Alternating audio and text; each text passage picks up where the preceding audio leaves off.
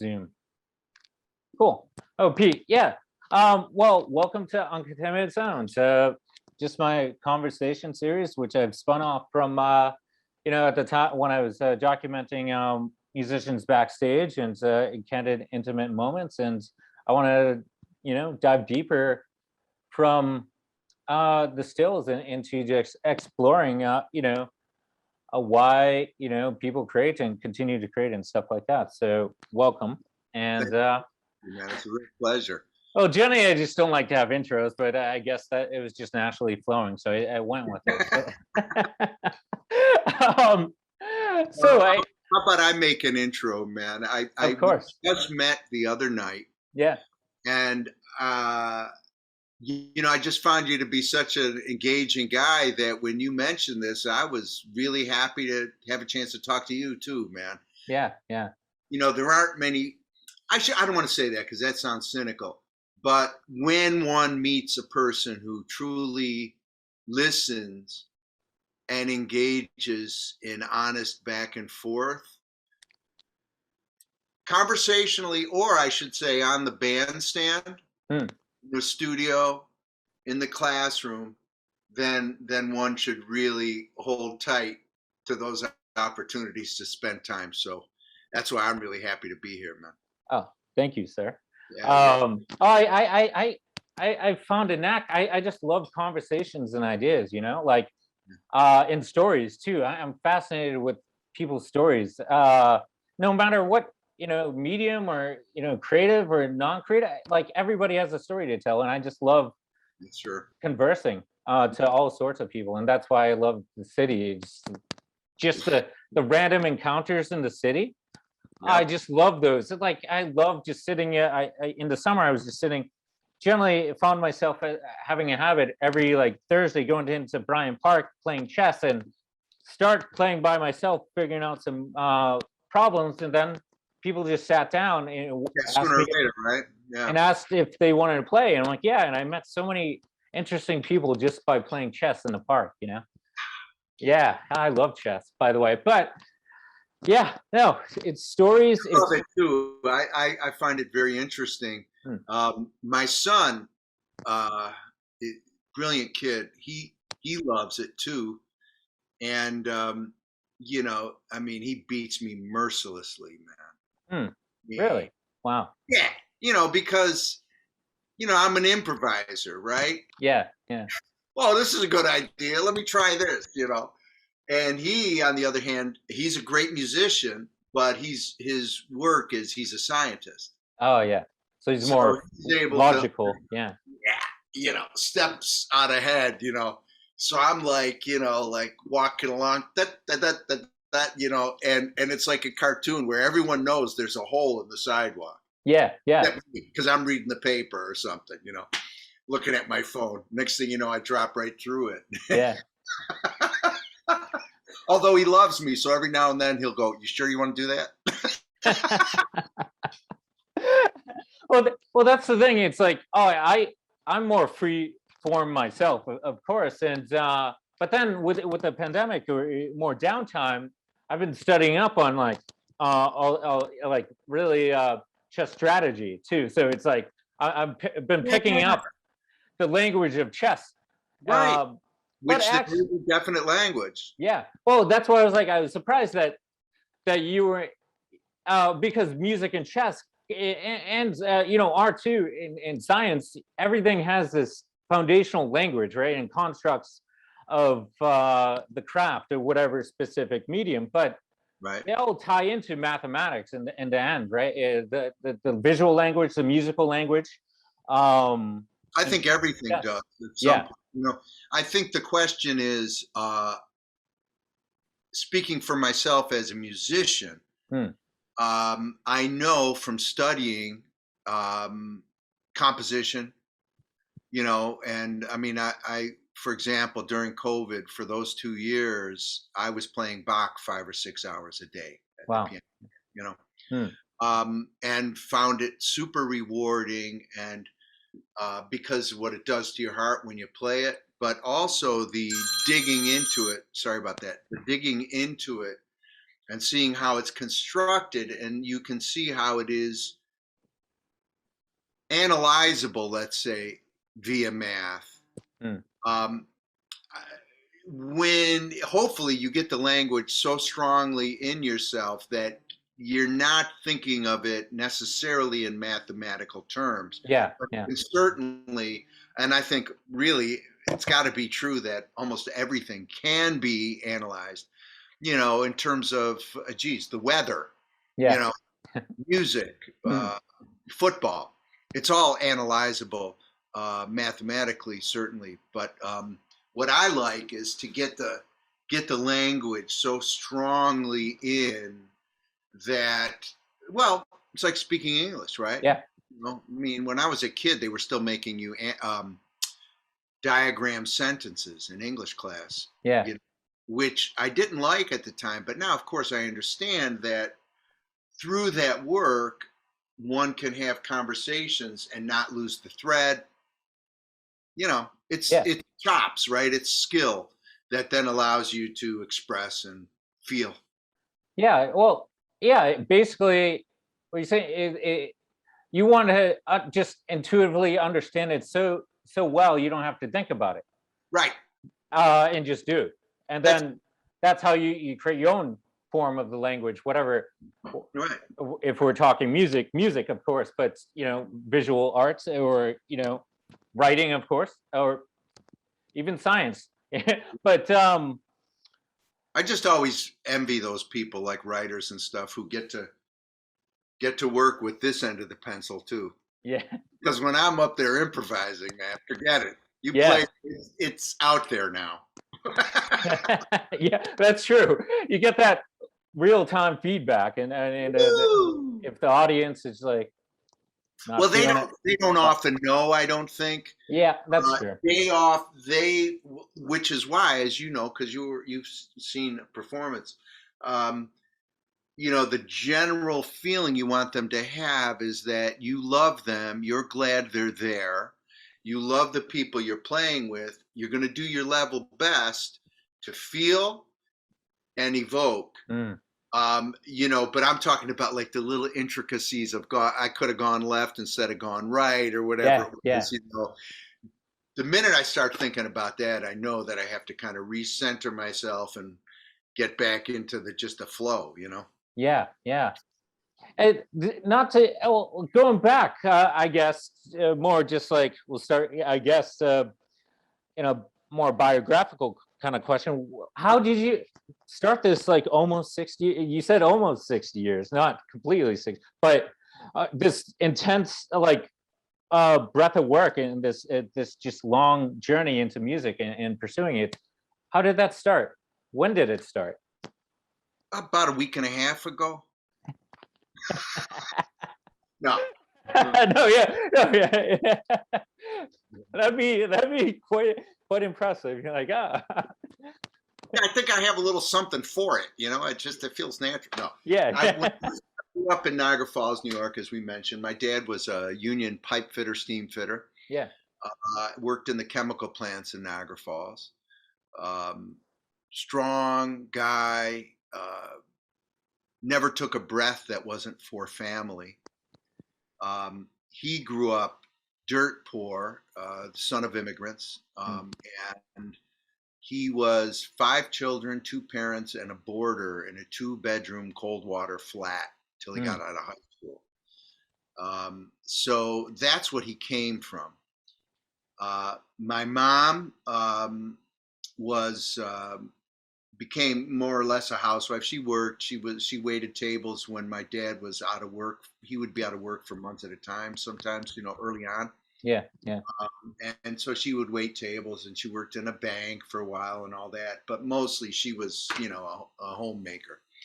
And when there was a church we went to, and one of the elders in the church came across the opportunity to get a piano. A friend of his was moving, and to a really small apartment. They didn't have room for this little grand they had. So we got the piano. I was 6. Mm, And I started lessons with this woman who was sort of a legendary figure up in the Niagara Falls and Buffalo area, a woman named Laura Kopia. She was of Polish descent. Actually, I think she was born in Poland, but I'm not sure exactly. And she came up through the Russian school of piano study, which is to say, extremely focused on technical proficiency. There's a very strict adherence to that, and how one acquires strength and the ability to do just about anything at the piano. And it was good because when you're little, you don't really, I don't think, kind of understand a lot of the emotional depth that we can find in music, you're just, so I was just learning, she had all these finger exercises, all the books and the whole thing. And so she was Polish, like I said, so there was a lot of Chopin in there. And I remember one time I was working really hard. I don't know if it was an etude or what it was, but it was, one of these really difficult things. He wrote a lot of really beautiful poetic music, but there's some little hard thing to do in most of the pieces, and it really requires technical proficiency. And so I remember I got this thing, eventually. And she goes, well, Peter, that's as good as it's going to be until you've had your heart broken. Right? Yeah. So I called her up, like I'm living in New York many years later. I'm like 30 or something like that. And I called her up and I said, well, Miss Kopia, I can play the Chopin now. Well, that's the thing. It's like, some arts, it takes living to create, to create that soul, that the pain of living, the human experience, to add that emotion into the music or writing, etc. But right. But the good news is I hadn't waited to that emotional, if you will, awakening to get my hands under me. Yeah. So anyway, but if you're a string player, horn player, whatever, you're sitting in a section in high school. You're sitting in the strings, violin section. You're sitting in the brass, trumpets, trombone, saxophone section. Piano players don't. And studying piano as a kid is a very solitary thing. And honestly, it wasn't too long, my early teens, till I really began to resent it because, I was playing ball in high school and doing all that stuff, Yeah. Like football, basketball, running track, doing all that. And I really did not want to be practicing, Yeah. And that's where the battles ensued. And it was pretty much like, you got no choice. You're doing this because I had shown some aptitude, Then when I was in high school, I got in a band with a cousin of mine and some other guys, and we were playing like funk music and some of the rock music of the day. And then I started to really dig what that was, to have in the moment collaboration on stage and in practicing. Because in that age, you have a lot more practices than you have gigs. Yeah. It's really funny. Yeah. My father used to say, because I think it was every Wednesday or 1 or 2 nights every week, one of the guys would come pick me up, and we had a great place to practice. First, we would practice in each other's basements, and, it was loud, and I remember my mom was so cool about us practicing in our basement. My dad, we did it on Thursdays. That's right. Because my dad had his union meeting those nights. And I can only imagine what she must have been thinking because, like stuff is bouncing around on shelves upstairs, Yeah. So, but anyway, I loved that thing, even just driving to the gig, man, hanging out before we play, setting our stuff up and standing back and looking at it, all that kind of stuff was so much fun. But then I'd be playing the classical thing and like really getting this intricate stuff together. And both had their strengths, obviously, but they also had things I felt were lacking. Like, so with the classical thing, the notes are there. you play those notes. I don't care what you think. You playing those notes, right? Yeah, yeah. And Miss Copia used to like, I'd be playing something and I'd do something different, you know, and she'd close the book and she'd point to the front and she'd say, when your name is there, you can do what you want. Great, right? So that was cool. But then the rock thing, I loved the hanging out and all that, but it was so loud. Yeah, yeah. It was like, you know, the volume was like, you know, like in Spinal Tap, you know, everything was on 11, right? Yeah, yeah. So both had strengths, both had weaknesses. And when I went to college, I remember I was walking down the hallway one time and I heard something in a practice room that sounded very special to me. And I opened the door and there is this jazz group playing. It was so beautiful to me because there were dynamics involved, but I could tell that what they were playing was difficult. You know, it was just that combination. And that's when I determined that I would try to learn that, you know, language. Well, at the time, what were you listening to, I guess, or who were your influences musically, I guess? I think, well, I grew up loving Sly and the Family Stone, James Brown, you know, The Temptations, all that stuff. Like that's the music I really loved, you know, listening to. Yeah. And then some of the rock stuff of the day, you know, too. But really it was that funk thing that really got me going, you know. Yeah. I like Jimi Hendrix a lot, you know. But then when I started to hear jazz, you know, I think it's an excavatory process, if you will. Like I think whatever's on the surface is what you catch first. And in my day, the new cats, right? The ones that, for me, like Chick Corea was a really easy entry point. Because he was playing, you know, the electric pianos and all that stuff. And this was like when, oh golly, the Leprechaun. That was one of his recordings with all kinds of really cool like electronic stuff. And Herbie Hancock had Thrust, which was a great funk record, and not Earth, Wind and Fire, Weather Report. You know, so those were the bands that I was kind of digging, you know, because when I was listening to the rock and the funk, you know, maybe there'd be like Billy Preston. I always loved Billy Preston. I always loved Stevie Wonder because they played keyboards, you know.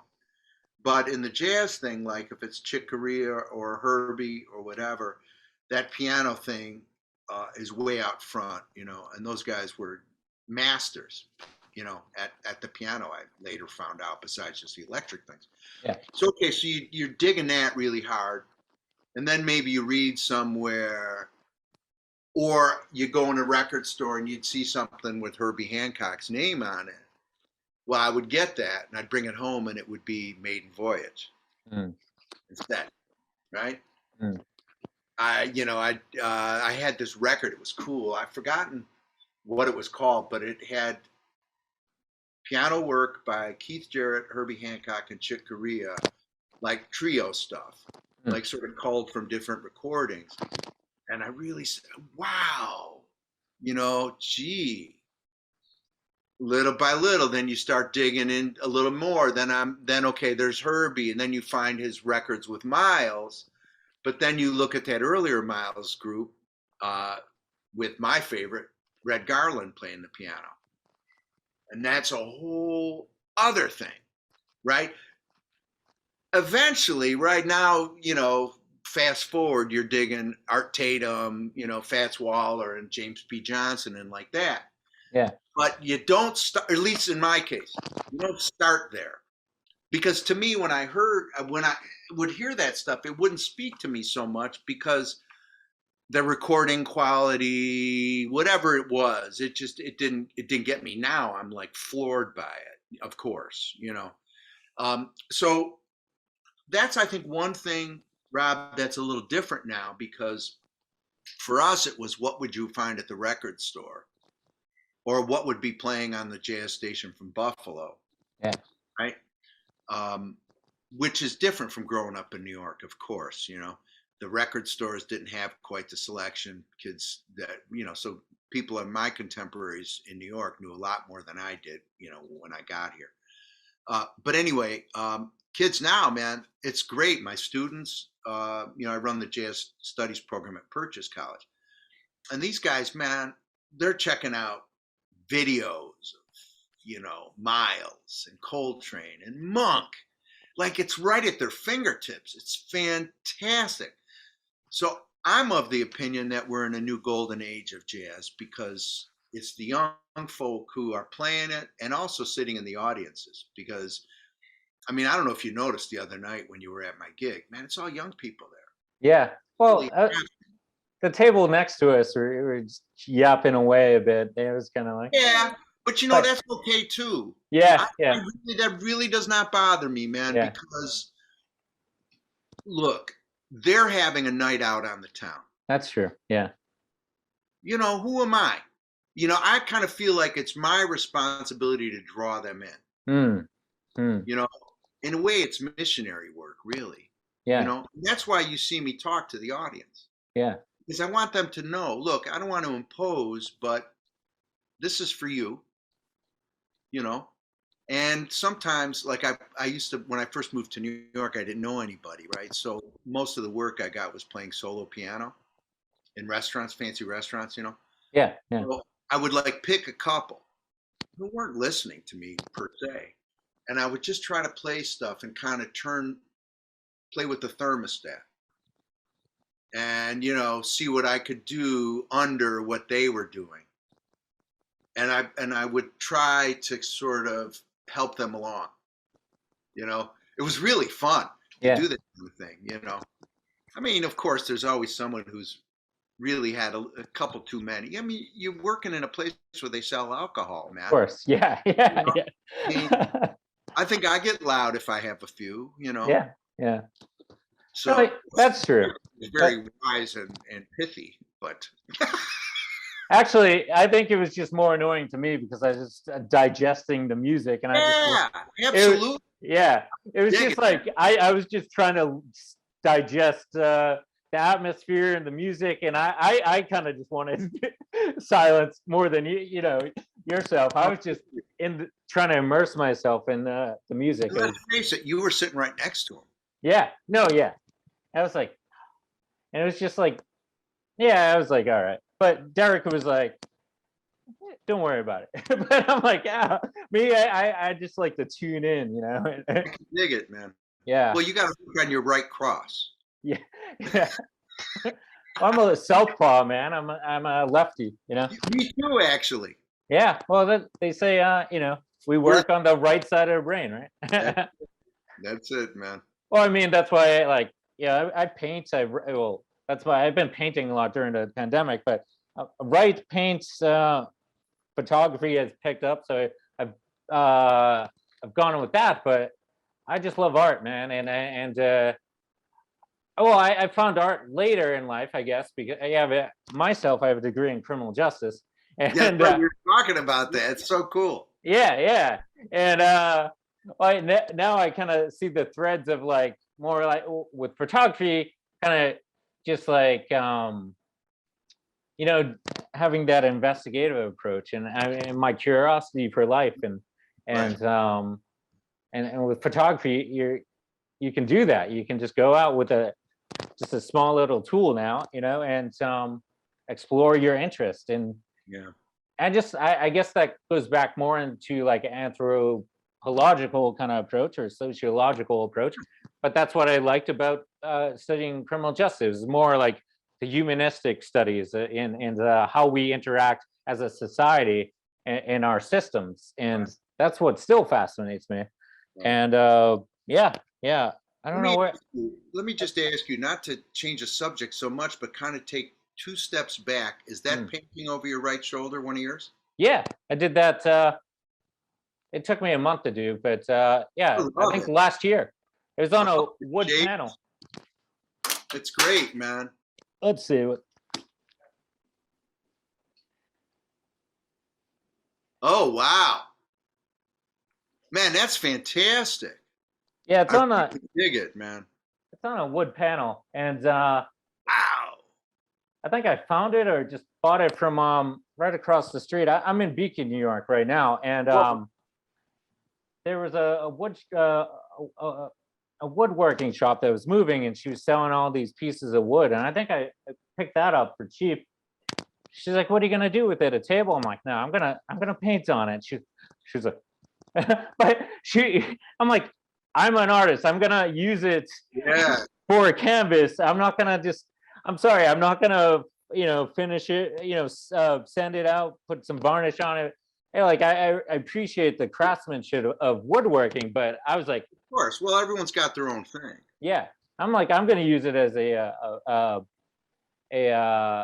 canvas, and so that's just oil stick on wood right now, wood panel. Great, man. Yeah, and like yourself, with painting, I'm so like more just neo-expressionist. It's just from so intuitive. Like I can't plan it out. I just have to kind of go go with what I'm feeling in the moment. So it's very in the moment stuff for me, painting wise. Great. Because here's the thing. Hmm. I feel like, okay, jazz music is improvised, right? Hmm. But it's I think more of it's more like the jazz musician has to inhabit two roles: the performer, but also the composer, like at the same time. So the performance is like a natural human thing, whether your ability to express to and engage an audience, right? Yeah, yeah. But then the composition part, as I said, I was playing Bach 5-6 hours a day during COVID, and I've studied counterpoint, fugue writing, et cetera, and then transcribed a million solos, jazz solos, to develop the language. And I think about how when we play, when we improvise, it'll never happen, trust me, but our goal should be compositional perfection. And you can't think about it like that when you're doing it necessarily, right? Yeah, yeah. But if you've steeped your mind in that kind of thinking, I think, your odds are better. And I think about like I don't know if you've ever been to Athens, right? But there's the Acropolis. Yeah. And with the Parthenon on it, right? And that's sort of like the Greek ideal of perfection. And to think of the Athenians walking around in their daily lives dealing with the, quotidian things they have to do, but that ideal of perfection is never far from sight, and I think they just sense it there, Yeah. Or I like to think I'm romanticizing it a little bit, I know, but that's kind of how I feel when I'm up there blowing, improvising, is try to keep the language on a higher plane and trust it to express the real down inside things, because man, without that, forget it. Yeah. Ellington was right. It really don't mean a thing if it ain't got that swing, unless people are feeling it in their bodies. I don't think it's happening really.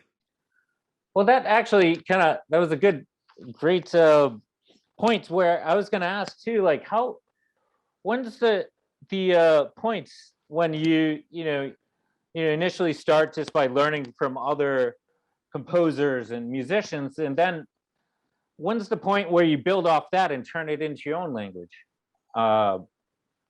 If there is ever a point like that, because I'm sure. Yeah. I don't know if there's an exact point, Rob.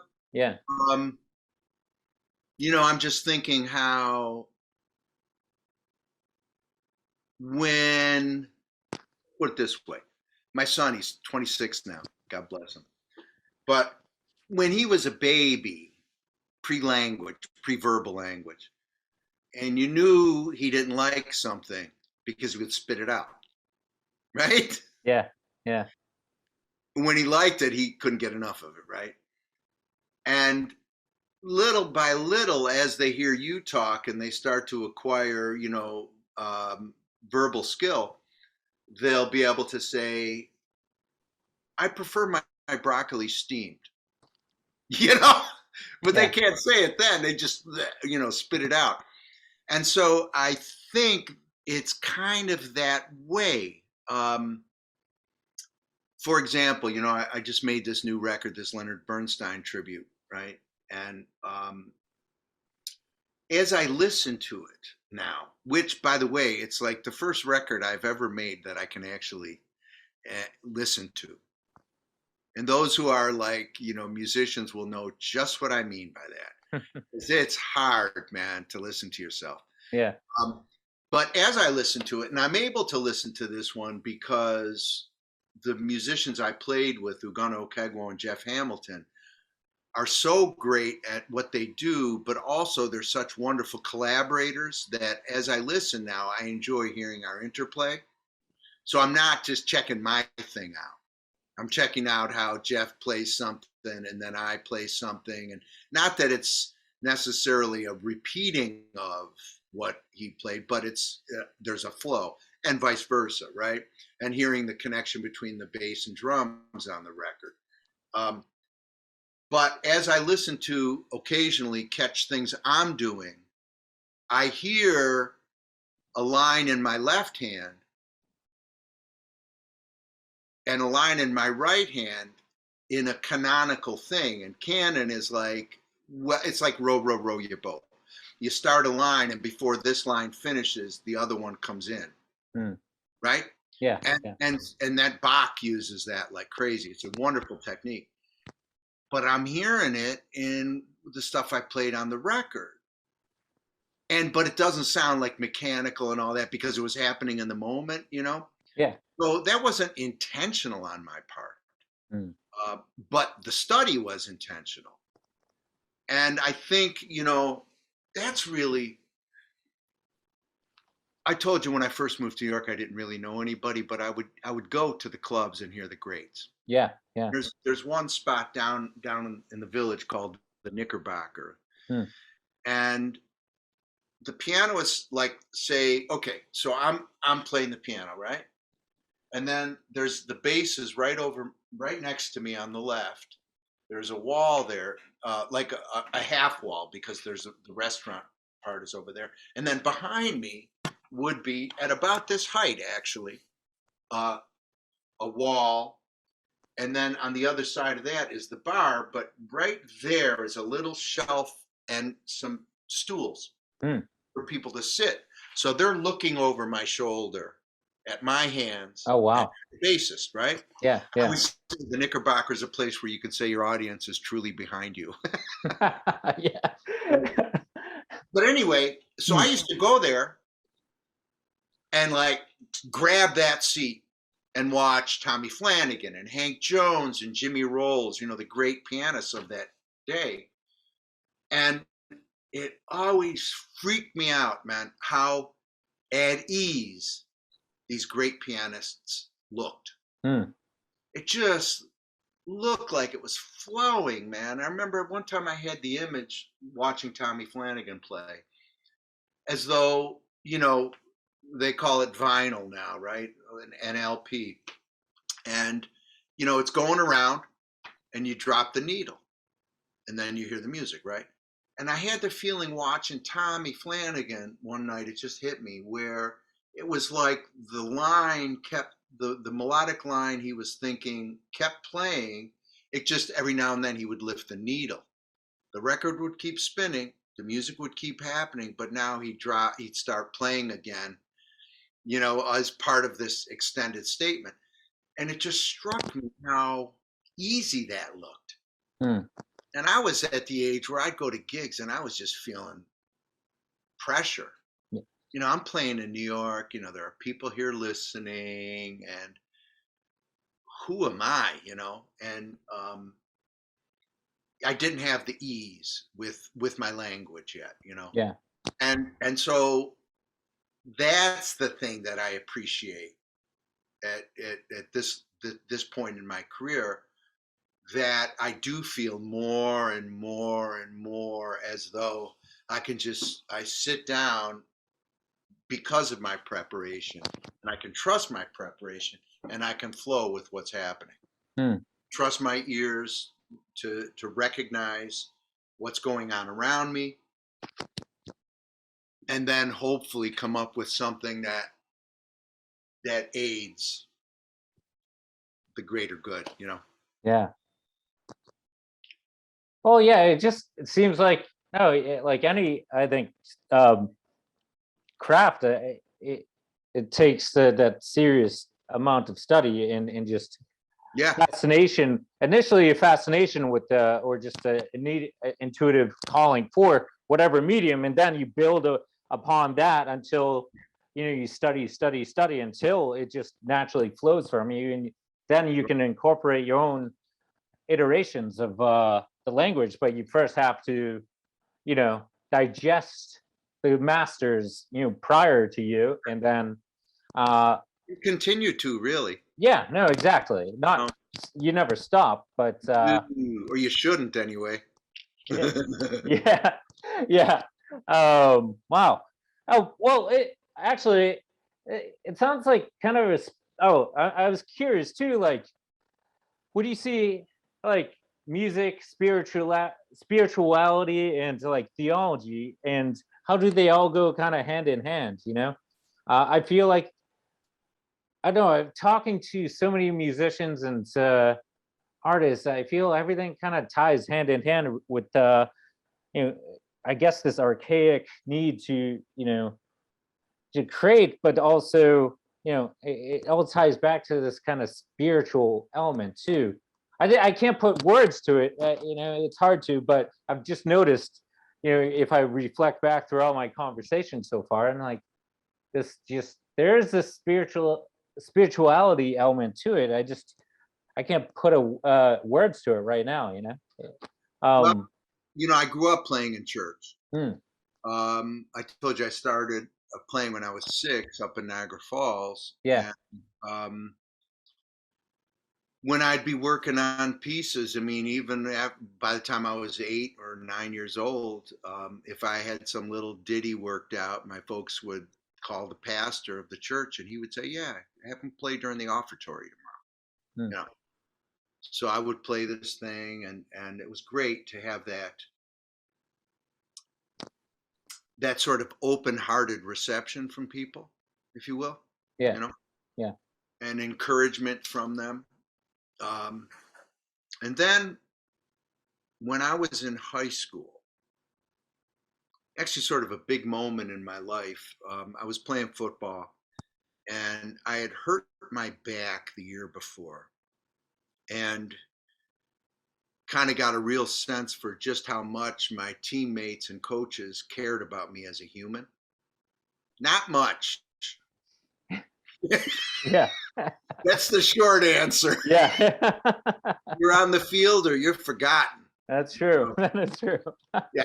So I was getting ready for my senior year of football, and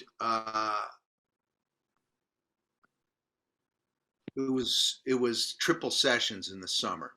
So it's like you get there 9 o'clock, you'd hit till whatever, you'd have lunch, you'd hit till whenever, then the evening you'd have to come back and hit again. Yeah.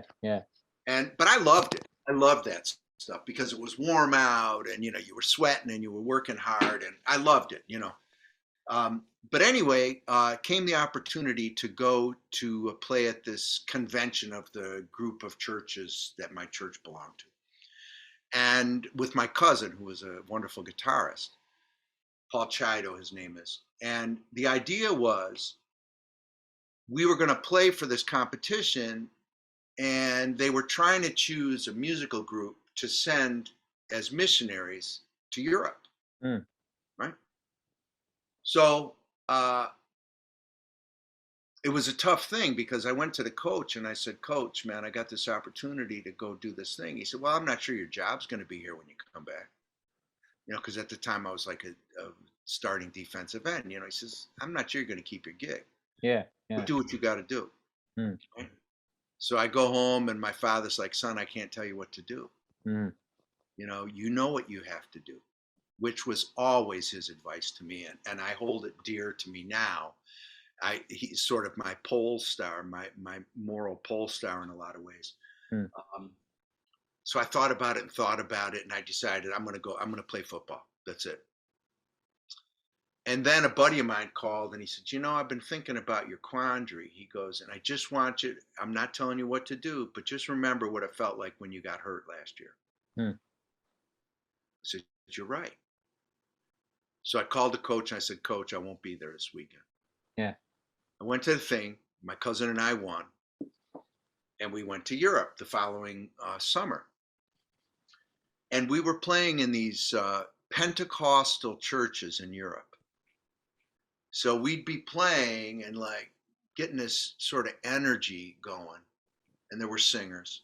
And people would be like up at the front of the church, speaking in tongues, late into the night, sweating through their suits. Mm.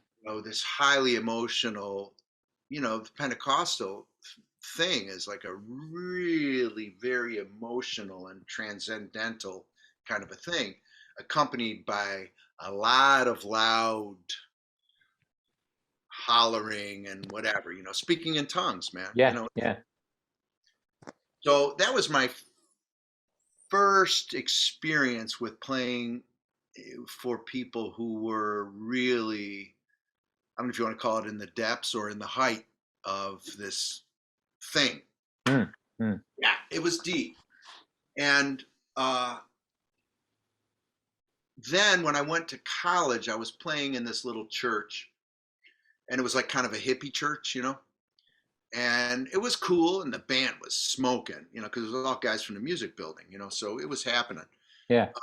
But I met a guy there, African-American fella, who was from Brooklyn, and he happened to become my big brother in a college fraternity. And I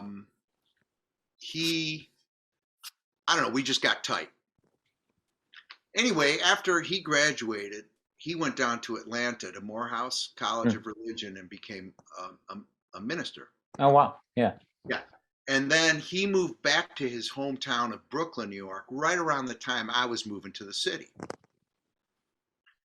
And so we got tight again, and he became ordained. Mm.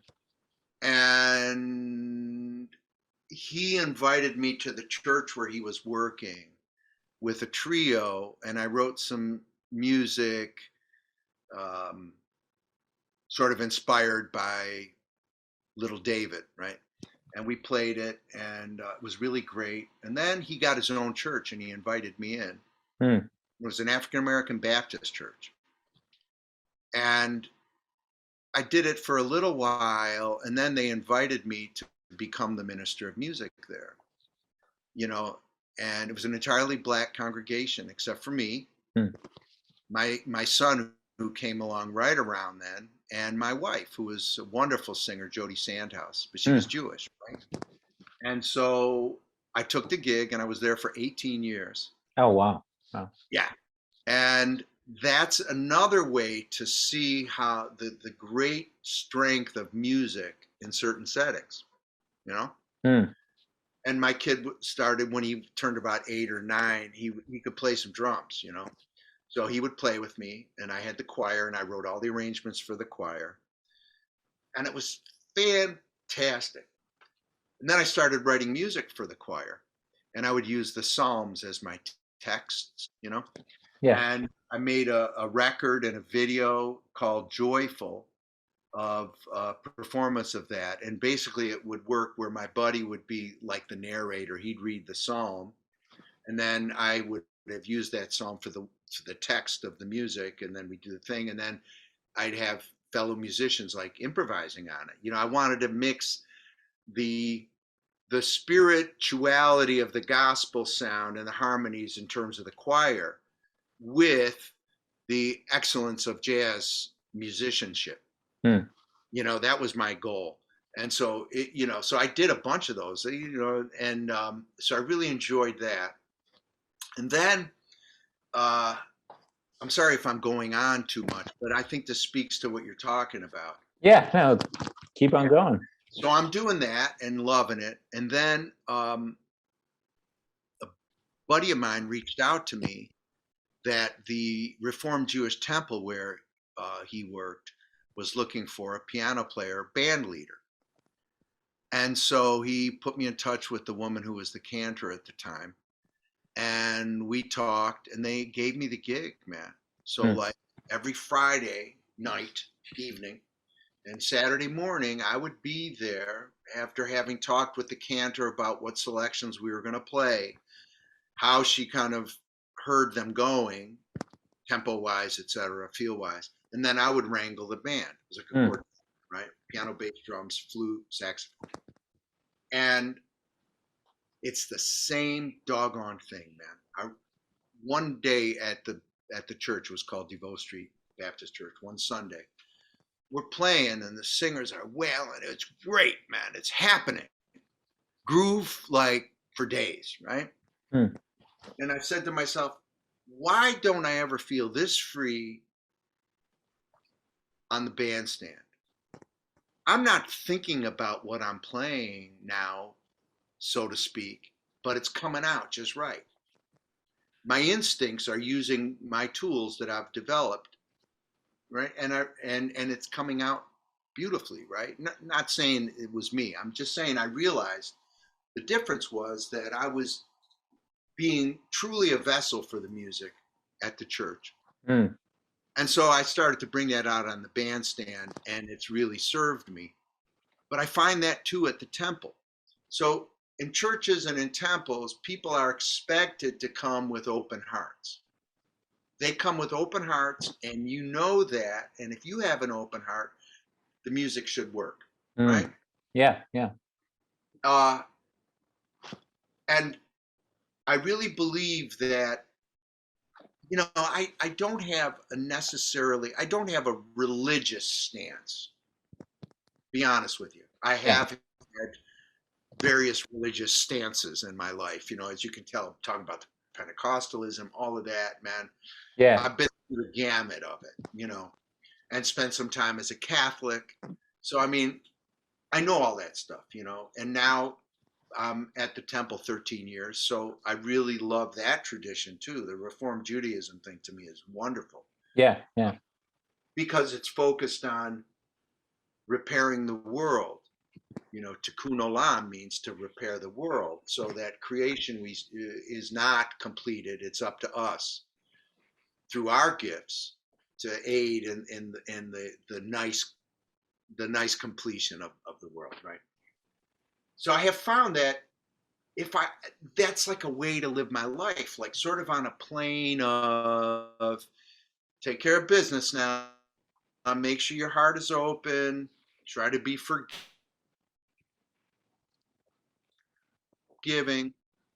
That I'm still working on. It's you off when you're driving or whatever, you know.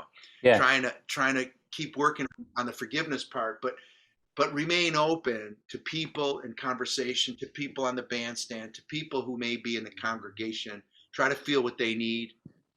Some of the most beautiful playing, the most beautiful experiences that I've had playing have been at things like funerals, you know, where I know they need something. Yeah. You know, and I just try to trust and go with what I think maybe I can do to help, you know. And man, it's a great way to live your life, you know. Yeah. Oh wow. As a musician, you get really rich. Yeah. Yeah, right. That's a last line, huh? Yeah. But you know what, man? I'm comfortable, you know, and I am more than anything, I'm grateful. I'm just grateful, you know, like going down. I told you earlier before we were on air that I lost my mom this week, you know, and I went down to her house in Florida, and you know, walking into, because she died suddenly. She was getting ready to go out to lunch with a friend, and she had an aneurysm, I guess, and just went. So her apartment was exactly as she had left it. So walking in there and seeing her little things around and her sweet her desk with her glasses and her pen and her, checkbook and all that, and her phone and the charger, and just those kinds of things. I always knew, I talked to my mom at least once a day, and I always knew she was a sweet person, and I always knew she was kind, and I knew all those things, and I knew she was classy and elegant all the time. But to kind of be in there, I felt her presence very strongly. But I also saw her little CD player with my new CD next to it, and she had told me several times, and just she's only had it. It just came out a couple of weeks ago, and she just told me how she would just play that thing all day long. Mm. And you know what, man? I'm rich. Mm. Knowing that my mom was listening to this music and being touched by it. Mm. What else do I need? Nothing more, man. And now, yeah. Wow. I don't mean to belittle creature comforts, because I'm thankful in that way, that I've had a career where, I live well. Yeah. But what really matters to me, man, is knowing that the last music my mom listened to was, music I put on a record. Mm. Yeah. Wow. Yeah. It makes sense, because she was the one who forced me to practice when I was a kid. Yeah. Oh, you're the one that set me on this path, Ma. But I'm thankful that I did tell her and my dad many times how I appreciated it. Yeah. But holy cow, In fact, I knew that there were a lot of friends and family that I hadn't called to tell. So I put a little post on Facebook, and I've gotten, geez, about 600 or 700 actual written notes on Facebook. Wow. And from high school, from college, from now, from church, from temple, from all different realms, right? But there was one in particular from a kid who used to live up the street from us when I was a kid. And he said, "Yeah, I remember your mom, and I would go to your house seeing if you could come out." And she was like, "Not now, he's practicing." Yeah, I'm in there, practicing. And I've heard over and over again how, you wish you'd have known this then, but that the kids in the neighborhood used to come and hang around by the window and just sit and listen to me practice. Oh, wow. Yeah. That's cool. I didn't know that. Yeah. I wish I'd known, because I would have understood already the communion one can have with listeners, Funny. Wow. I'm just digesting it for a sec. And it's, so in like talking about like living openly, if you will. Yeah. So here I am. My sister was down there too, and we're in my mom's apartment, and my sister wanted to sleep on the couch while we're there. So I said, "Okay, I'll sleep in mom's bed," So the first night, now I told you she was on her way to lunch, right, when this happened.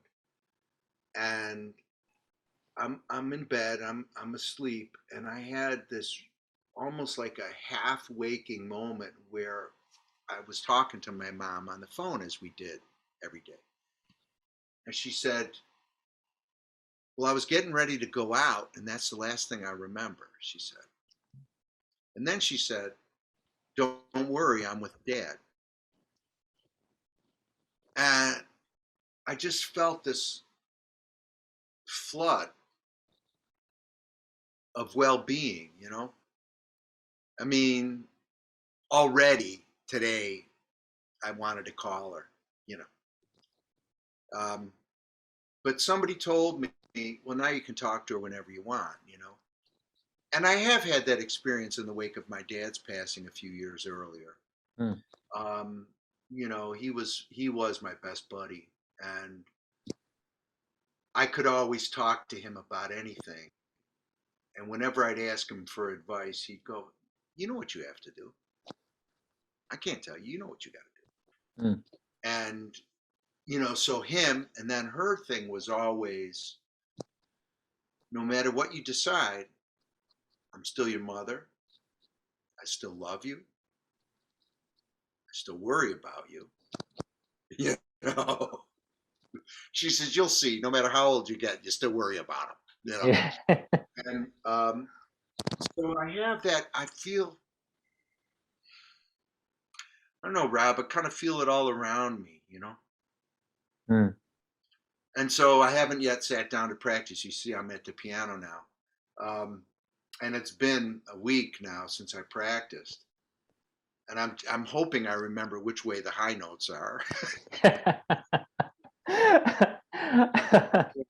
But I really can't kind of wait to sit down and play through some Bach and like that, and just kind of try to commune a little bit with my folks, you know. Yeah, yeah.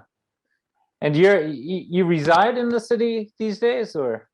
Yeah, I split my time. I have an Hmm. apartment down on 73rd Street near right next to Central Park on the west side. Yeah. And then I have a house in a little town called Pound Ridge, which is north of the city by about 45 minutes an hour. Hmm. It's in the woods, man. You know, I'm at the end of a dead end street, and there's just acres of woods all around me. Nice. Yeah. Just love it. There's a family of deer that live just the other side of. There's like this little ravine with a little stream, you know, Yeah. and Yeah. up there. And you know, we'll see foxes and coyotes and raccoons and all that kind of stuff. It's really wonderful. Um, you know, so I always say I have the sticks and the bricks, you know. Yeah. And of course the city, man, is wonderful. Yeah, but every now and then you need to kind of step away from the city Oh too. man, sell it. Yeah. It did. I was in New York maybe 3, 4, 5 years. I think five. No, I was in New York. No, more than that. And then I bought a little cottage out in Pennsylvania where I started spending as much time as I could in the Mm. woods. You know. Yeah. Then when I got married and we bought this house up here, then I sold that little place to a fellow musician. Um, but I just love it here because, you know, this is a little town, you know, and I know the guys in the restaurants and in the bars, and you know, I raised my kid along with a lot of the other people here in this town who raised their kids, and my kid and theirs were friends at school, so we all got to know each other. Yeah. So there's a really kind of a lovely sense of community, um, you know, uh, and I feel like I can be myself. They know I'm a musician, and they like that, you know. Yeah. Yeah. I play at the little church up here. It's a half a mile from here. Mm. Yeah, and it's great. I have a jazz vespers series there. We put on a concert every month. You know. Oh wow. Yeah. Yeah, it's nice because I can bring people up from the city who can really play, and the folks up here really appreciate it. You know, Mm.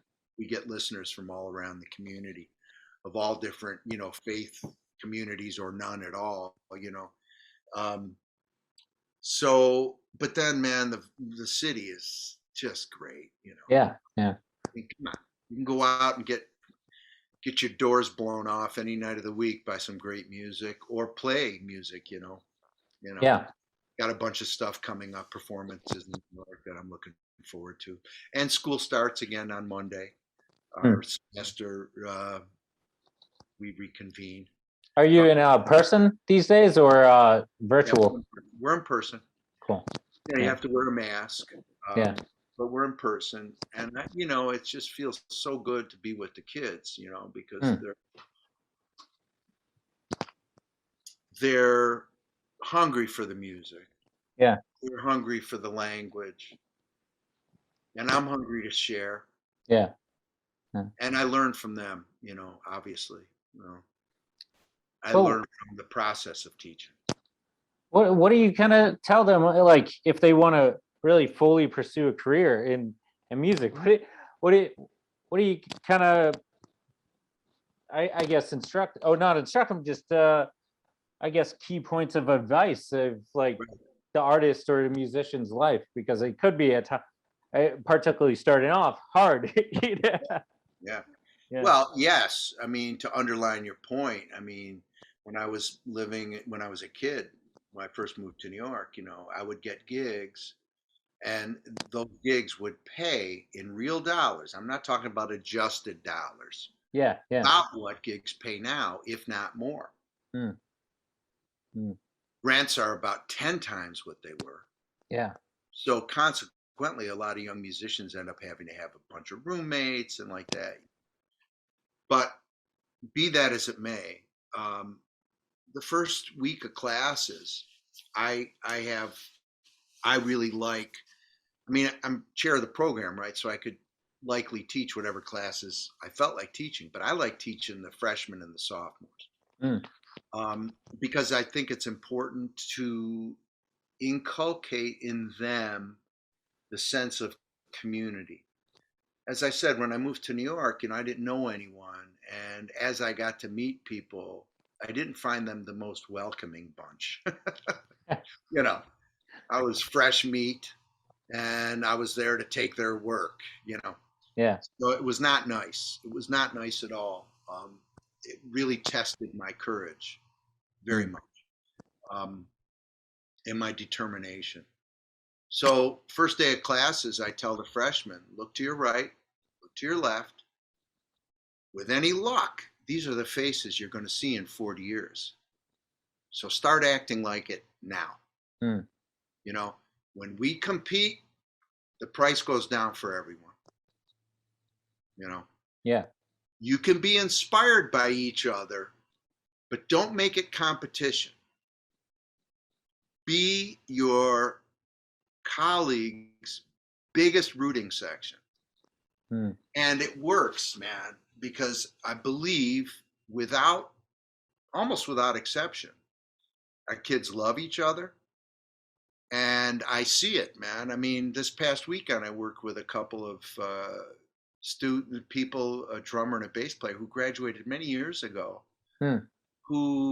but at different periods, right? Like the drummer, Aaron Sieber, he went to school a little before the bassist, Mikey Migliori, right? Yeah. But because of the purchase connection, they know each other. It's wonderful to see. Like I'll go out and play a gig, with maybe Ugano Kagwa, who is a bass instructor at the school, right? Mm. Matt Wilson, who's a drum set instructor at the college, whatever. I'll be playing gigs. Well, the other night, the gig you came to, the drummer was Aaron Sieber. Yeah. The Yeah. bassist was Ugano Kagwa. He knows our purchase people, And the young lady who sang Anais Reno, she's a current student. Mm. So you have this like they find each other. There's one club owner, Spike Wilner, who owns Mesro and Smalls, and the fellow that books the room you came to, and another room, and a guy who books a room downtown, all purchase people. Wow. Yeah. And there are people out here making a mark who are recent and long years past grads. And I'm telling you, man, they find each other and they support each other. It's just wonderful to see. Mm. So that's the way I do it. I just feel like, look, man, I'm a little bit of as hard left as I may be politically, I'm still kind of a Darwinist when it comes to music. You got to work hard, and you'll survive if you're meant to. If you make yourself strong enough, you'll be okay. Yeah. So I feel like the world will take care of those who end up saying, okay, you know what, I'm going to move back to my hometown. I've had a taste of New York, and so now I can go there and take over the world, which happens, man. You can move if you played New York for a while, you go to any city in the country, in the world, and you'll be the cat. Yeah. Yeah. Period. Yeah. So, and worse comes to worse, they'll always know what it's like to collaborate openly with people, no matter what line of work they pick. Mm. I think jazz musicians have a lot to teach everyone in the world in terms of how to have you have to insist on excellence and preparedness, but then be ready to go with the flow. Yeah. Yeah. To adapt at all times. Actually, that's one thing I found through my experiences in New York and attempting art in New York as well. It's just it makes you better. You know, you go anywhere else, you know, it's not going to force you to, you know, push yourself beyond what you thought you could do Right. as an artist, or, you know, because everybody's not just competing, but just the talent wise on any cultural level in the city is just like, all right, I want to get to that level, so I got to push myself. How do I get there? You know? That's right, man. Yeah, you're with the best, so it's like I got to push myself.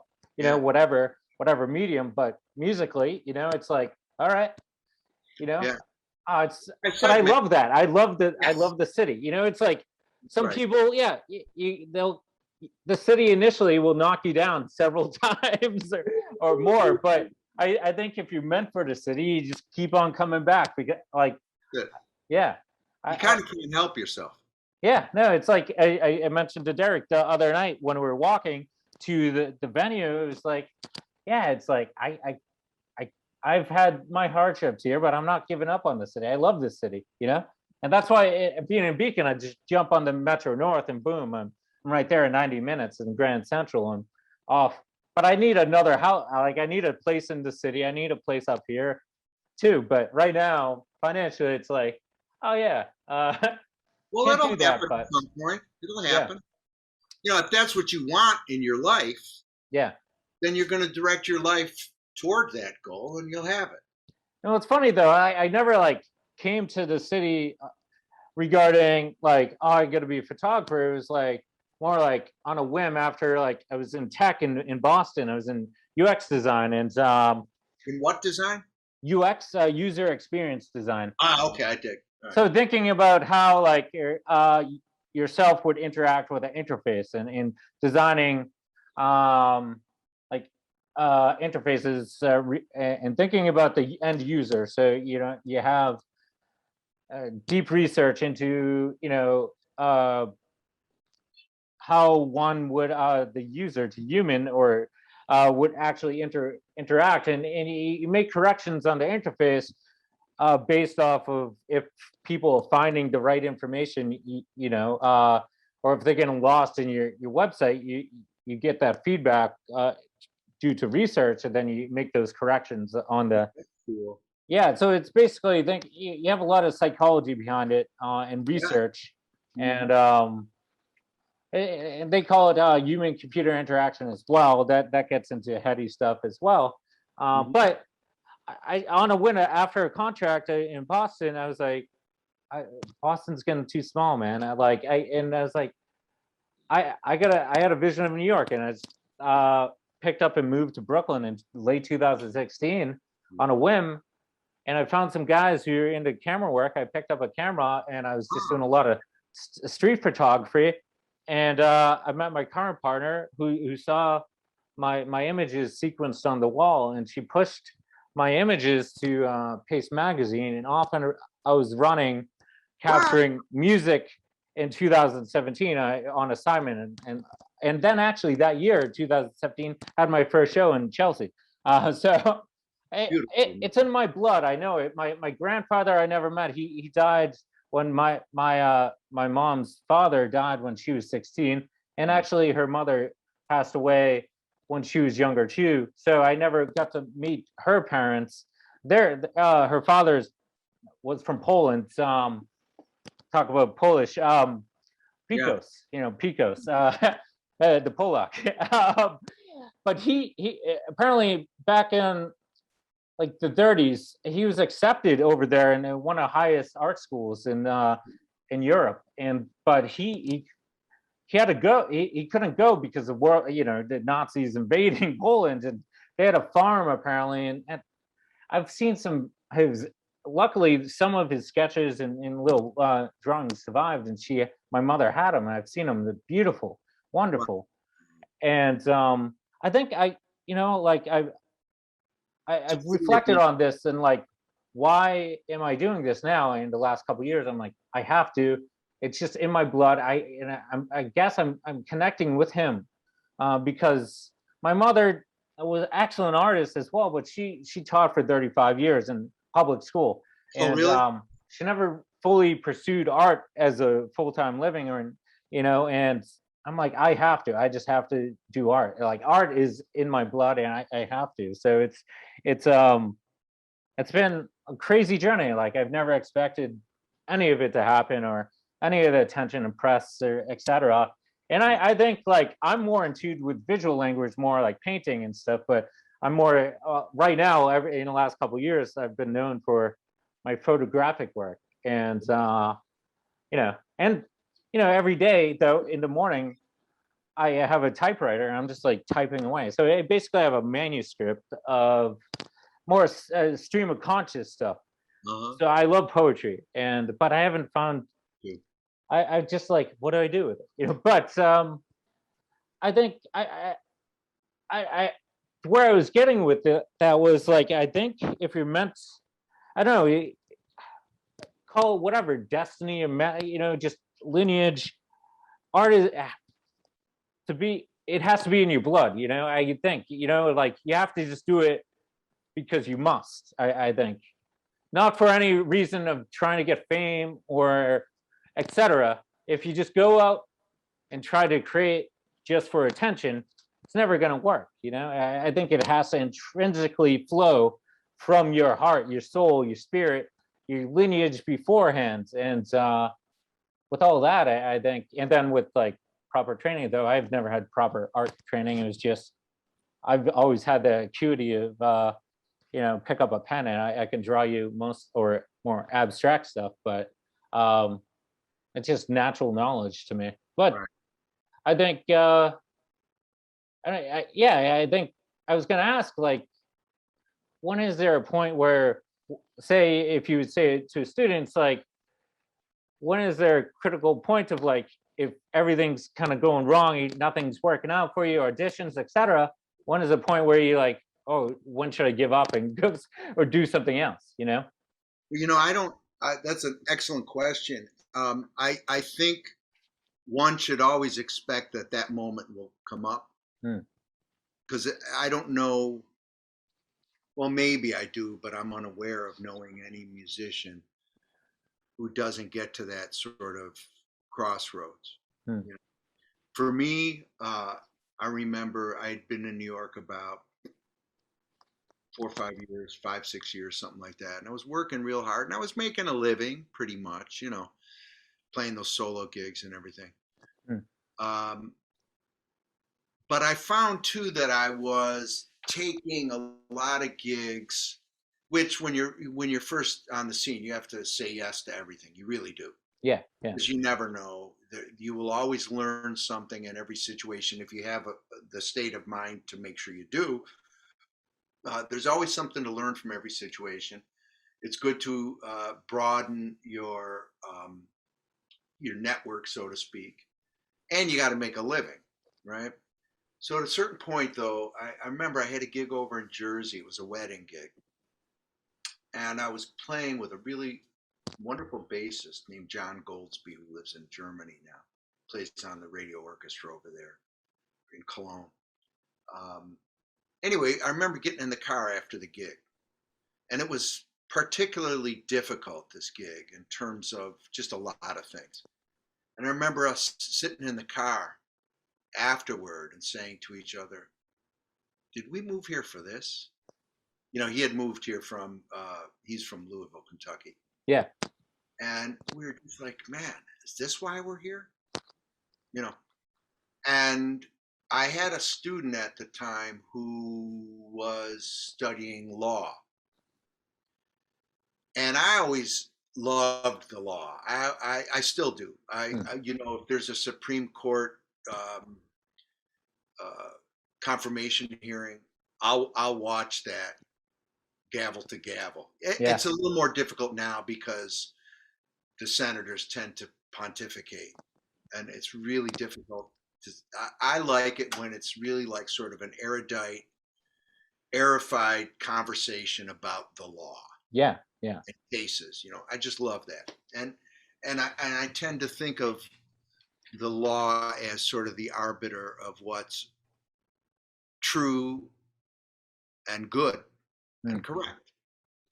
So I always kind of thought about, gee, it'd be fun to be a lawyer, And so she gave me I asked her for because I was not sure what was happening. So I asked her for the LSAT book, which is, the SATs to get into law school. Yeah. So she gave it to me, So I open it up, I read page 1, okay, good.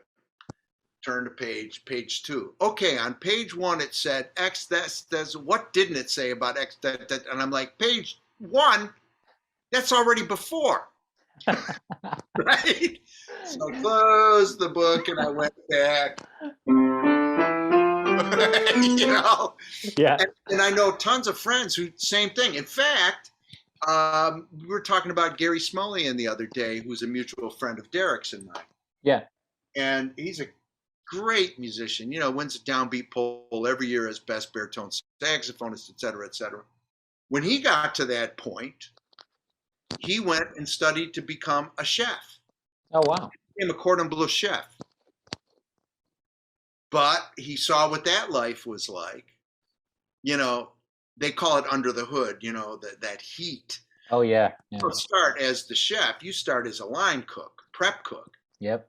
And that ain't easy. It's a lot of hours, a lot of sweating, and very little money.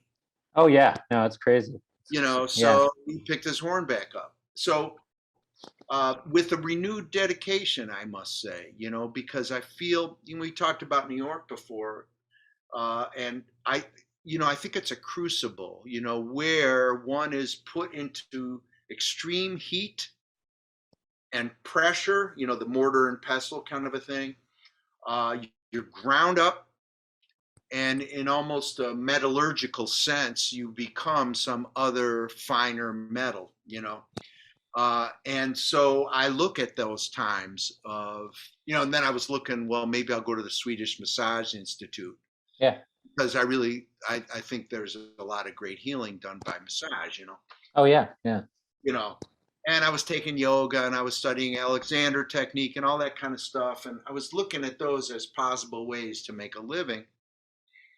But I found that rededication to the music, I found a new teacher. I just got deeper in, Mm. Yeah. I guess you call that also just the universe saying, yeah, any other path is not acceptable, It's not for you. And that's what I tell the students, I don't sugarcoat it. I tell them, look, this is going to happen to you. Yeah. And if it turns out that something is better for you, do it, man. Yeah. Yeah. It's okay. Yeah. It's okay. We can still be friends. You'll still always love music. But if it's becoming like too much, cool. Yeah. You want to go and get a teaching degree and go back home and teach in a high school? Great. We need people just like you standing in front of high school music classes, because of what you've experienced here, the truth.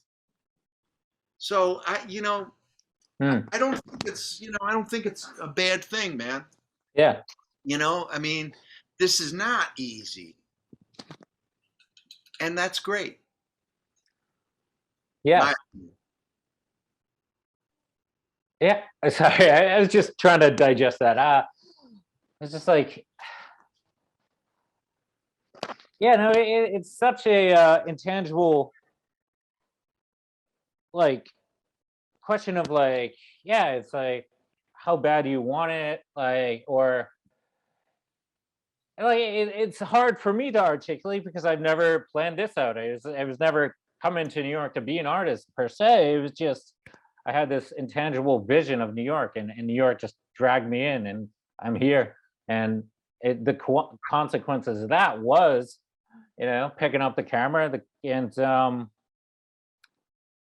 progressing into this stage and the conversation series too. But wonderful. I never expected. I never planned it out. But do you have any? I think in a way we can be our own artistic physicians, if you will. And I know generally where the holes are in my game. Yeah. And so I know what I got to hit, and I'm wondering if that ever occurs to you. Like, if you're out with your camera, do you ever think, oh, I got to really study about shutter speed or whatever it might be? Oh, I'm constantly studying. I mean, like, as you saw, I have just books upon books behind me. But with photography, there's different types of photography too. Like, you could just be a studio photographer, which I know that's not really me. Like, I don't like, setting up lighting or external lighting and having people pose. That's totally unnatural for me. You're not, right. What I love is documenting, going into clubs, or that scene, man. I love the scene. I love that energy of that, capturing the musicians live on stage. Like, that is me. That is the jam, man. And that's what I've been missing. But I love, utilizing natural light and variable light, and capturing the essence of that subject. Generally, it's been artists, because I just connect with artists because I'm an artist. That makes sense. I couldn't do commercial photography. I don't connect with branding or advertising. It's not me. I just not me. I have tried the corporate world. Wasn't me either. I still have this need to do social good. Obviously, that's why I study, criminal justice and stuff. Right. But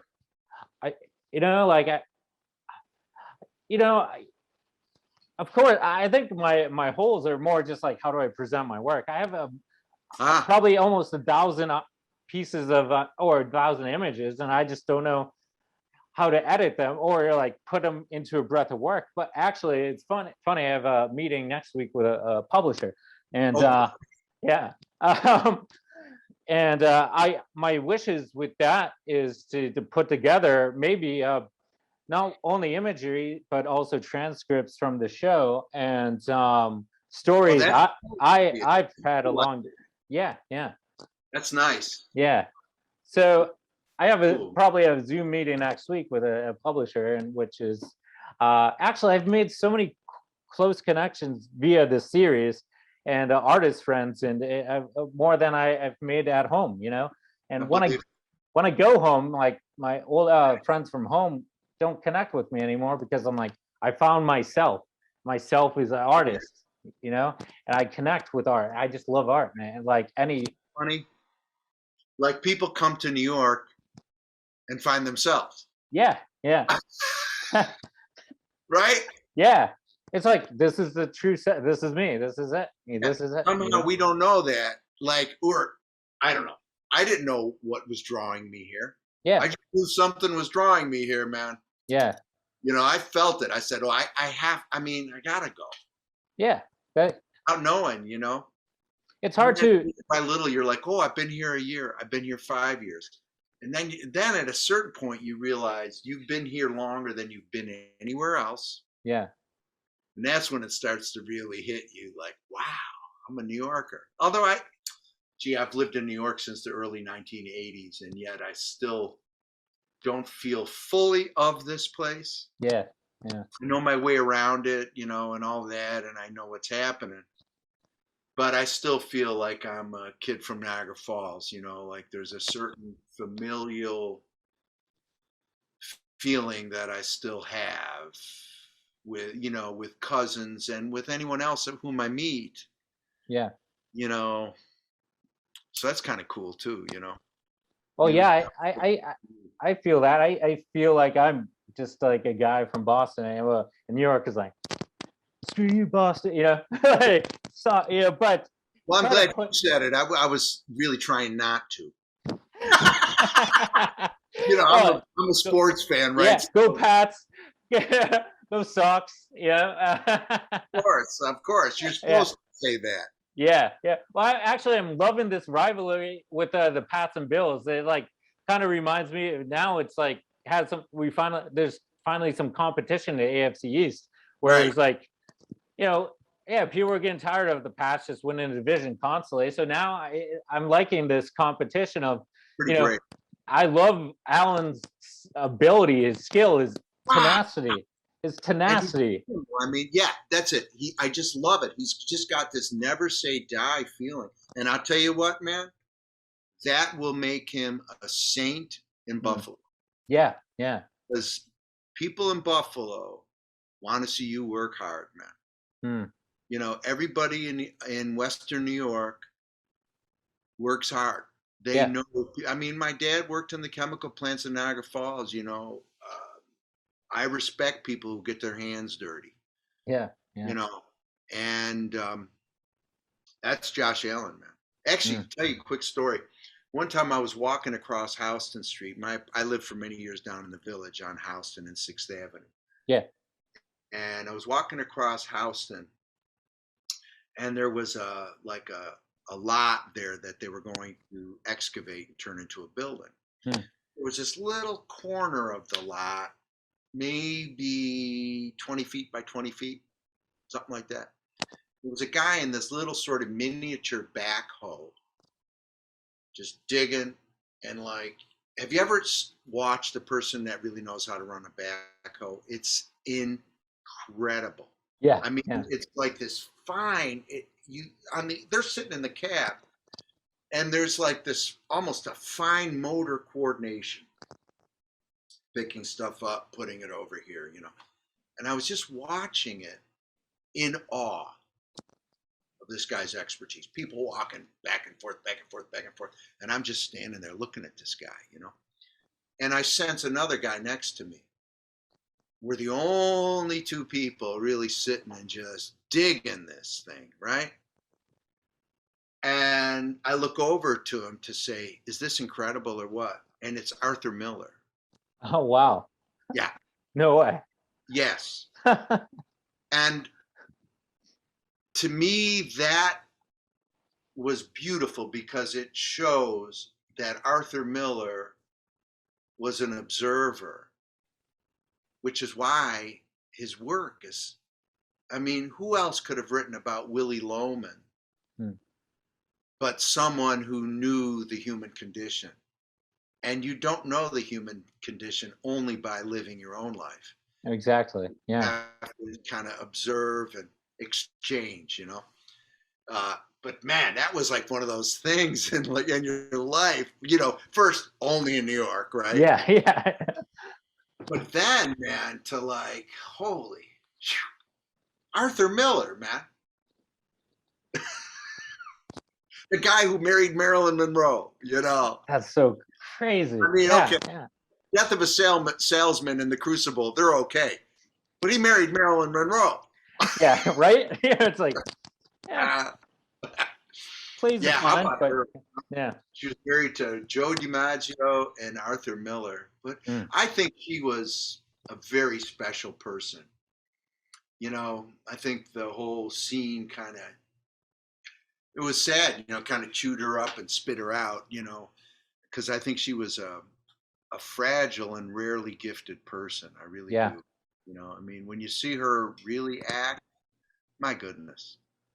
Actually, that brings up a point too. Like, how did you avoid all, you know, that scene where people in artists, particularly younger artists, can just get caught up in more of the party scene comparatively to focusing on work at hand, the art itself?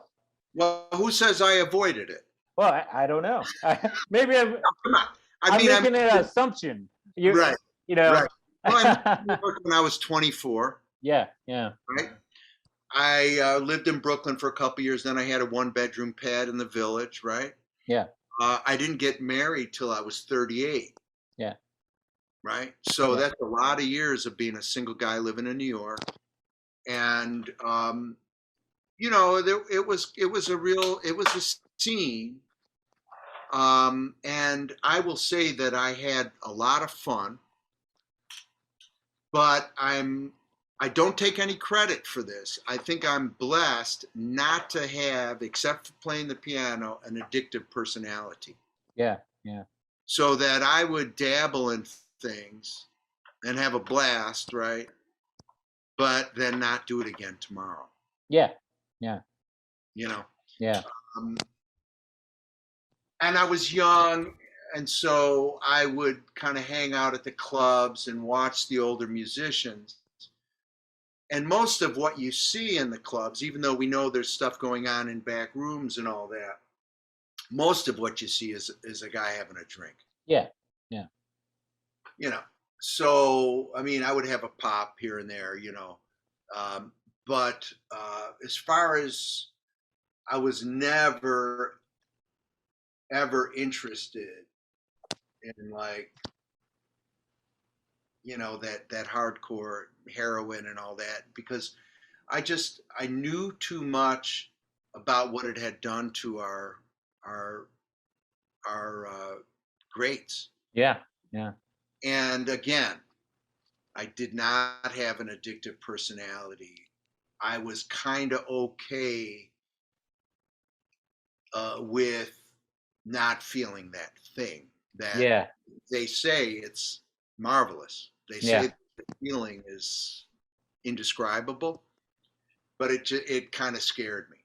Yeah. You know, as a youngster, from about 10th grade until I guess my sophomore year of college, I was really participating a lot in that whole Pentecostalism thing, right? So I didn't drink, nothing. And so then when I was in college, I started to find the pleasures of those things, because when you have this sort of restrictive thing, it didn't come from my parents, it came from this religious thing in which they weren't participating like I was, because I was young and impressionable. You tend to swing the pendulum as hard as you can in the other direction. That's what youth is for, man. To go hard at things. And so for those years, I was like into that stuff. And then as I came out of school and I started to try to make a living, I saw just how that could really waylay me. Yeah. You know, you think when you're younger that if you drink or smoke reefer or something, you're going to play better. Yeah. But that's literally a pipe dream. Yeah. It That's doesn't true. really happen that way, man. You lose your focus. Period. Yeah. And the stakes are too high, man. This music is too rich and too difficult, man. Yeah. You lose the form once in a performance, and that's terrible feeling. Yeah. It happens to everybody, but why invite it? You know. Mm. So, I haven't really. I can't say it's ever been a danger. If ever I felt like, geez, I had a drink like 3, 4 nights in a row, I could say, okay, I'm not doing anything for a couple of weeks. I'm just not. Yeah. Yeah. And so I've been lucky that way. Mm. I also know that there have been plenty of, well, Charlie Parker. I mean, who was smarter than Charlie Parker's? He's brilliant. Mm. But he had that car accident and they gave him, painkillers in the hospital, then let him out. So that's how he got addicted. Yeah. Yeah. And I know a lot of super brilliant musicians who have gotten themselves into that. I think musicians are, by nature, in order to push yourself to get better, you have to have a little bit of healthy self-doubt, I think. Yeah. You know what I mean? Like Yeah. in order to push yourself, you got to think you can't ever be really satisfied. And I think musicians have found that as sort of a way of self-protection, if you will. Not to mention the whole racial thing. Yeah. How drugs are sort of dumped into certain communities and how certain communities are policed more severely in terms of drug use. Mm-hmm. Some kid from Greenwich who drives into the city to score will likely stand less of a chance of being prosecuted than some kid in the city who does that. Oh yeah. Yeah. It's just, a sad fact. Yeah. But, again, I just have to say, I've been lucky, not to fall victim to that. Yeah. I know it's out there. I can dig it, and I like to have fun just like the next person. But luckily I haven't. I never did fall victim to that. Yeah. Yeah. Yeah. Yeah. Yeah. We've lost way too many talented individuals to Sure, man. like just more contemporary, like Amy Winehouse too. Like, That's such a terribly sad story. Yeah. Yeah. But I mean, but then it's the general population too. It's our fault too. Like we kind of the demand, the pressure from that paparazzi, and it's a lot to be that in that public facing, Sure.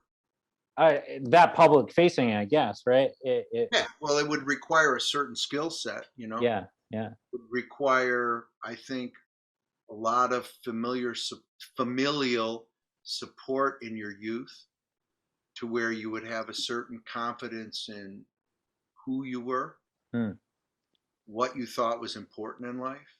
Yeah. Certainly we come natively with some sort of a moral compass, if you will, but I think we can be directed as youths, in a more tangible way. Well, best not to do X, better to do Y, etc. Yeah. Yeah. You know, yeah. I mean, I never think, what an idiot, when somebody, dies from that. I always think, golly, somewhere along the line, the ball was dropped here. Yeah. And it's like media and the outside world makes assumptions, but you never know what's going on internally with that person. Like ever. Yeah, exactly. Yeah, but, sure. So that's why for me, I'm always just open. I'll talk about my struggles. I've had to deal with a lot of depression, etc. It runs in my family, but I'm not ashamed to talk about it. And well, it's a thing. Yeah. I mean, I've dealt with that myself, man. Yeah. I mean, okay. But I what it is though, sometimes I get just depressed when I'm not creating, or if I have no fluid ideas, it's like, oh my God, it's more like that, now. I mean, I found my thing. I just want to push myself, but I'm like, nothing's coming right now. I'm like, but yes.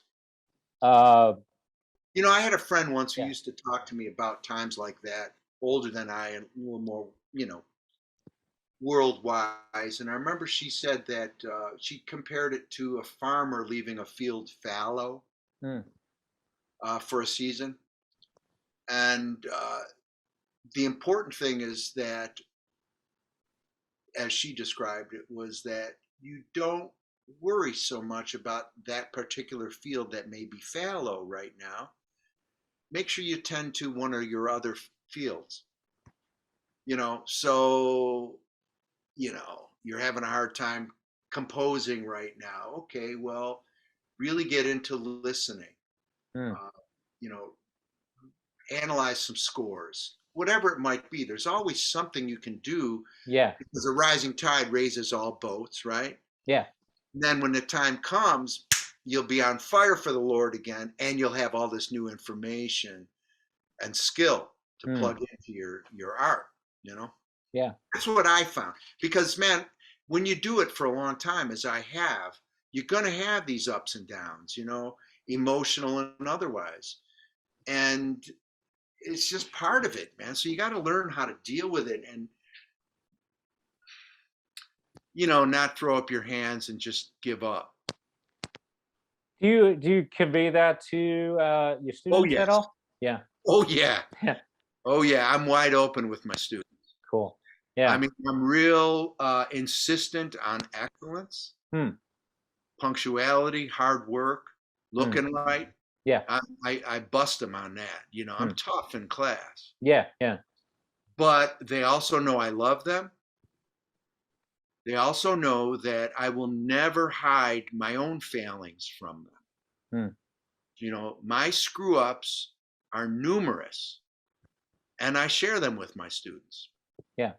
I like to tell them about the time I crashed and burned because I hadn't sufficiently prepared. Yeah. Yeah.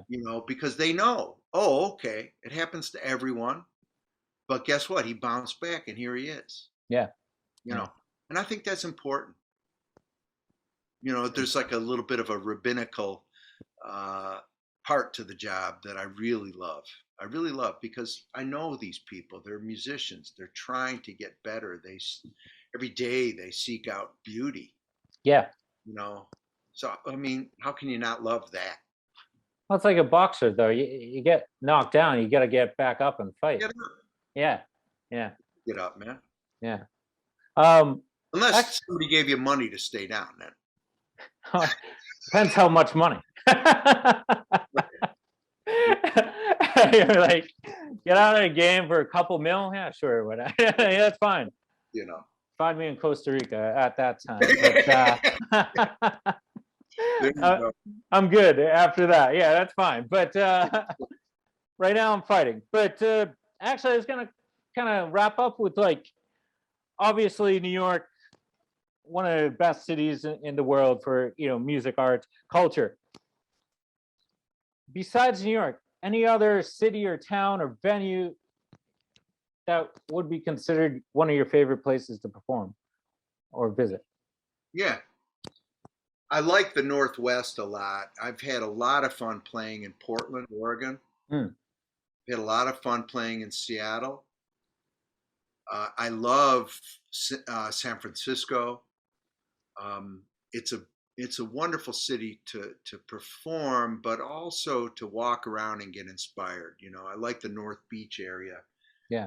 I might go there. I make sure I go spend some time in the City Lights bookstore, buy a book or two, and then I walk over to Cafe Trieste around the corner there and have a cup of coffee, sit outside and read. I like those towns. I spent a lot of time in Rome, and I love it there. I lived there for several months one time, and I've gone back many times, all throughout Italy. But Rome was really quite special to me. Also, Northern Italy. There are some wonderful places there where what I appreciate about Northern Italy, I have a lot of blood from there. My dad's people are from the north. There's a certain sophistication that I really appreciate. And when you go to a gig in Northern Italy, the piano will almost always be in perfect tune. They're just a little more together as far as that goes. Yeah. But then the South is so soulful, Yeah. That's kind of cool too. Sicily is beautiful to play in Sicily. Oh, wow. Beautiful places to play, and their care is taken as well. The instrument being in good shape. I spent some time in Japan, and I really liked it there. It took a minute to get used to the audiences. I was over there for a few months one time, and because the audiences are sort of, you feel like you're playing in front of an oil painting a little bit, because they're not demonstrative, right? Just stoic a bit. Yeah. Reserved. And they come up to you at the end and they're crying and they're, so it's like you have to get used to, not having that immediate feedback. Yeah. So those places, I think playing in that church in Brooklyn, that was the height for me in terms of, feeling like I was at my best musically and having the best feedback from the audience, because that tradition is one of give and take between congregation and musicians, Yeah. So really, I'll go anywhere I can feel that. I have some stuff coming up this summer in Casablanca and Marrakesh, which I'm really looking forward to. Yeah. See what that's into, Morocco, man. It's like, it's that I really want to check out. Yeah, that's cool. Yeah. It's nice, because being a musician, being a jazz musician in particular, that's something that is less perhaps homegrown in other parts of the country and the world. And even if there are people in other parts of the country or the world who do this music, that New York thing, they always want that. Oh yeah, no, New York. But have you spent some time down in New Orleans at all? Oh, I'm so glad you mentioned New Orleans. God, I love that city, man. Oh, me too. Love me it. too. Oh. Every time I go to New Orleans, I'll tell you what, I've been there a bunch of times. One time I went down there and I'm like, why don't I live here? Like, why don't I live here? Yeah, yeah. So beautiful, right? And it was in January, and I came back up, and there was some kind of a festival going on in New York, and I had to play with a singer whom I had never met, and she had, like, a book of charts, and it was with a drummer and a bass player I knew, and we read that stuff down and made her feel good, made her sound good, and I said, "Oh yeah, this is why I live in New York." You know, absolute assassins, man. You know, you can't swing a dead cat over your head without hitting a great musician in New York. Yeah. Somebody who can deal in any situation. That's what I love about it. Yeah, yeah. But yeah, New Orleans. Oh yeah. See, like, oh, I have a twin sister. She went to Loyola down there, Huh? and I used to go there a few times. And I'm like, fun, but I know my capacity for a few beverages, and all right, let's stay away from there. Well, I went to school in Miami, so I know how that type of scene is. And I'm like, all right. Oh, went up to Boston. Oh, New York, yeah. But, Right.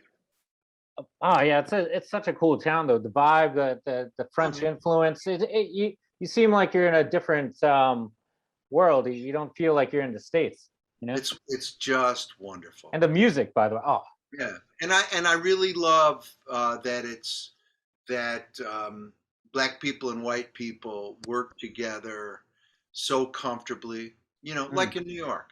Well, that's why I love Brooklyn too. Like when I moved, which I still love Crown Heights. I moved to Crown Heights, and it was just, I know the history, like back in the early 90s when you had the Hasidics and then the West Indians kind of rioting in the early 90s. But, there's this kind of harmonious, like, I don't care who you are, we just kind of work in this